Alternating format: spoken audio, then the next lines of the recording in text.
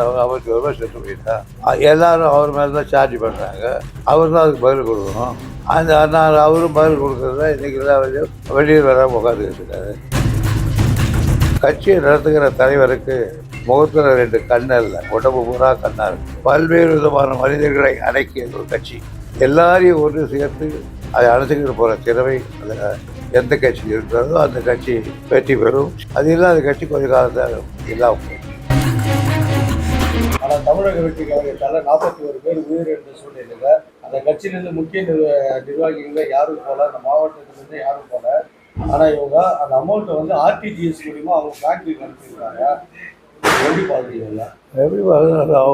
அவங்க மெத்தட் அது. ஏன்னா பாதிக்கப்பட்டு வரி போனது வந்து உயிர் விலைமடிக்க முடியாத ஒன்று.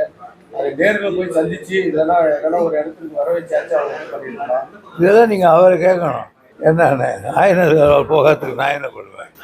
இந்த மாதிரி அரசியல் வந்து நீங்கள் சீனியர் தலைவர் இந்த மாதிரி அரசியல் பண்ணுறதை பார்க்குறப்போ உங்களுடைய கருத்து என்னன்றதுதான்?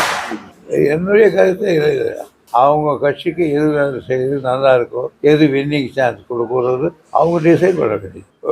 அந்த 41 ரூபாய் செத்து போயிட்டா எல்லாரும் அவர் மேலே தான் சார்ஜ் பண்ணுறாங்க. அவர் தான் அதுக்கு பதில் கொடுக்கணும்.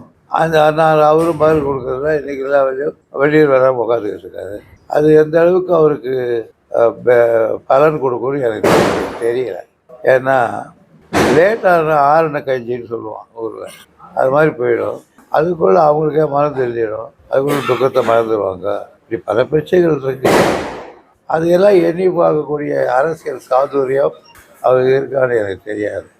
ஒரு கட்சியை நடத்துவது என்பது சாதாரணமானதல்ல. கட்சியை நடத்துகிற தலைவருக்கு முகத்தில் 2 கண்ணு இல்லை, உடம்பு பூரா கண்ணா இருக்கும். மூளை உடம்பு பூரா சிந்திக்கிற திறன் இருக்கணும். காரணம் பல்வேறு குணங்களை கொண்ட, பல்வேறு தொழில் செய்கிற, பல்வேறு விதமான மனிதர்களை அடக்கிய ஒரு கட்சி.